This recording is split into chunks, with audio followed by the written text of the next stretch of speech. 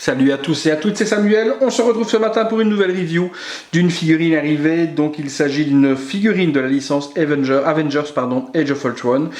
Figurine MMS 292, donc une ancienne précommande de l'année dernière, avril de l'année dernière exactement. Donc figurine qui a mis énormément de temps à sortir.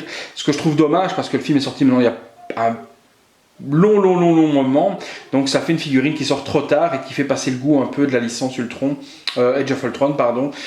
Donc je trouve que Hot Toys la sort vraiment trop tard. Le film est passé, il y a eu Civil War depuis, donc ça laisse un arrière-goût de trop tard au niveau de la sortie. N'empêche que ça ne change rien à la qualité de la figurine, on va le voir ensemble, juste un regret qu'elle sorte si tard en question. Au niveau du visuel, donc on retrouve la Ultron Mark 1 en fond, on a le logo Avengers, donc le gros A habituel avec des couleurs jaunâtres, un petit peu comme ça, le logo au centre, Movie Masterpiece, le logo Hot Toys, puisque c'est une figurine de la marque Hot Toys, Ultron Mark 1 sur le côté, le grand A jaune à l'arrière avec Ultron Mark 1, les crédits et le petit sticker holographique. On retrouve donc le petit logo du visage de ce Mark 1 Ultron.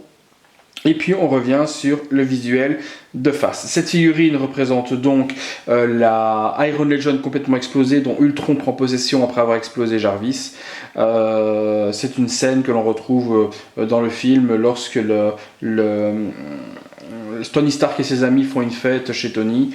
Ils sont tous rassemblés autour d'un canapé. Vous savez, la scène où ils essaient de lever le marteau de Thor, etc.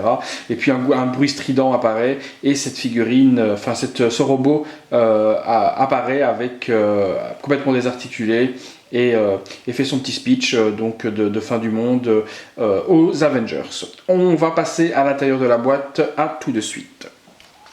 Au niveau donc de la boîte, on retrouve en face avant un Iron Legion à la moitié, donc c'est l'Iron Legion qui va tenir dans sa main et qui va complètement exploser au niveau du crâne.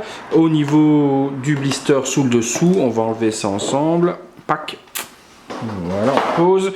On retrouve donc la figurine complète, le stand, une pince à épiler pour les piles et des piles pour les LED.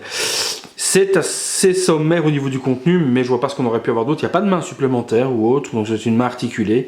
Donc on peut déjà voir comme ça dans la boîte que le niveau de détail est déjà hallucinant. Allez, on pose tout ça et on regarde ensemble. Alors voilà donc la figurine posée. On remarque que c'est un travail de malade au niveau de la réalisation de cette figurine. On a vraiment un travail de fou pour tout ce qui est câble, détails sur la coque, sur le torse, le masque. On est vraiment sur quelque chose de hyper complexe à monter. Je comprends le retard qu'il y a eu sur cette figurine, peut-être dû à ça, mais il y a des détails mais partout. Je ne sais même pas si lorsque je vais faire le tour de la figurine avec vous, je vais pouvoir vous montrer tous les détails qu'il y a dessus, tellement où vous posez les yeux, il y a quelque chose à voir.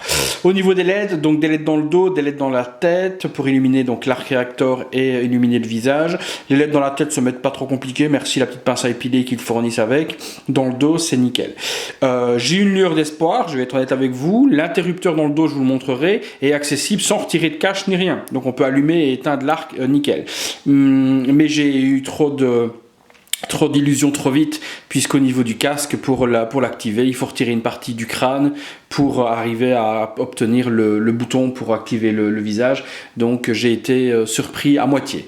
Donc content 50%, mais ils ont repêché au niveau du casque pour l'interrupteur. Seul petit bémol que l'on peut constater, c'est l'Iron Legion qu'on a là au sol.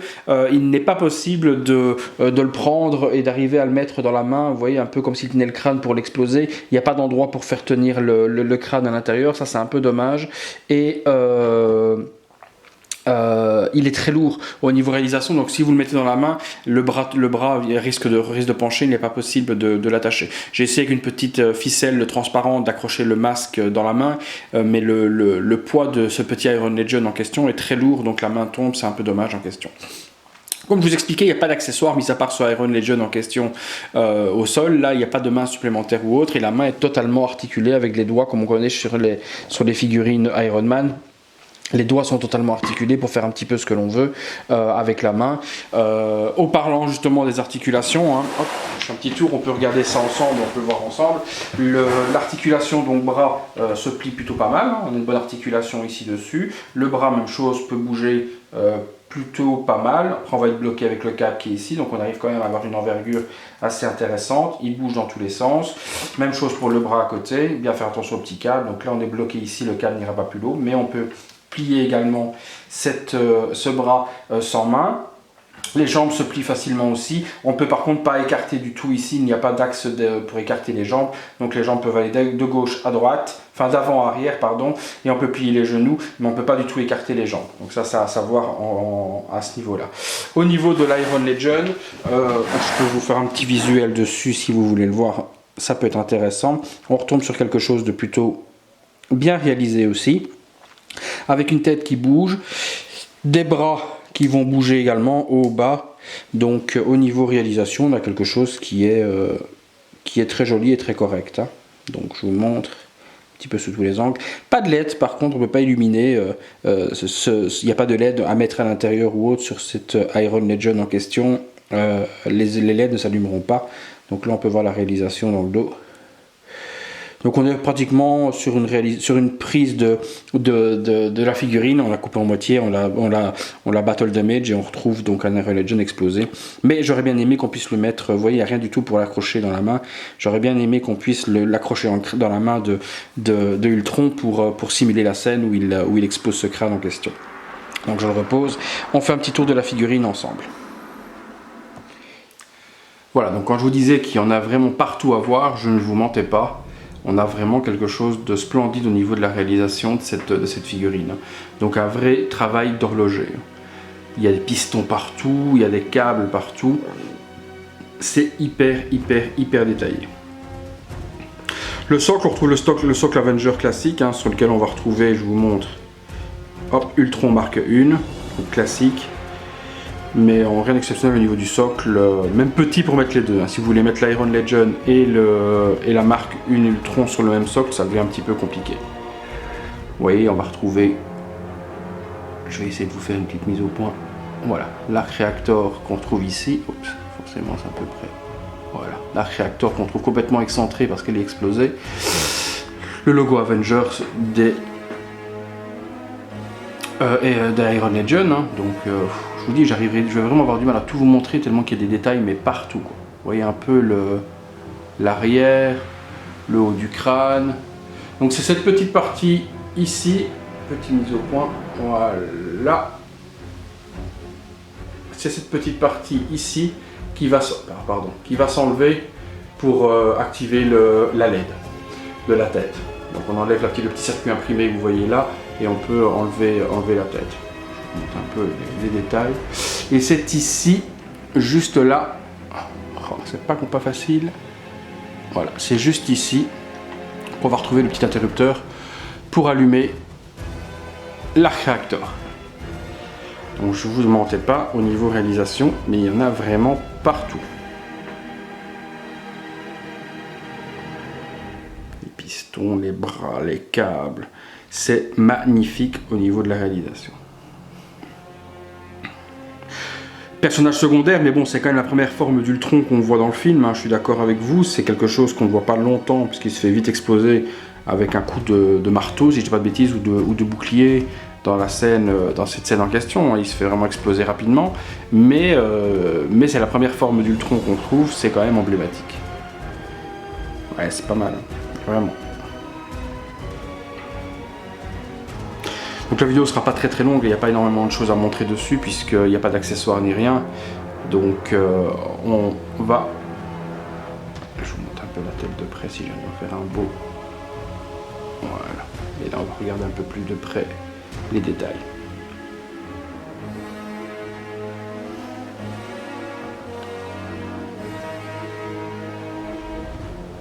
Vous voyez, la main est superbement réalisée.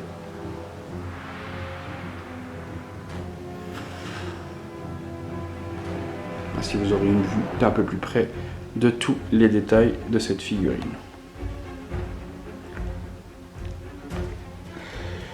Je mettrai peut-être musique en fond, genre à mon humeur. S'il ne me pose pas encore de problème avec les droits d'auteur ou ce genre de choses. Je vais faire un petit tour sur lui-même pour vous montrer l'arrière, de très près également. Voilà, circuit imprimé partout. Il y a je ne sais pas combien de pièces pour faire cette figurine, mais c'est assez impressionnant. D'où peut-être, je vous dis, le retard que ça a pris pour la sortir.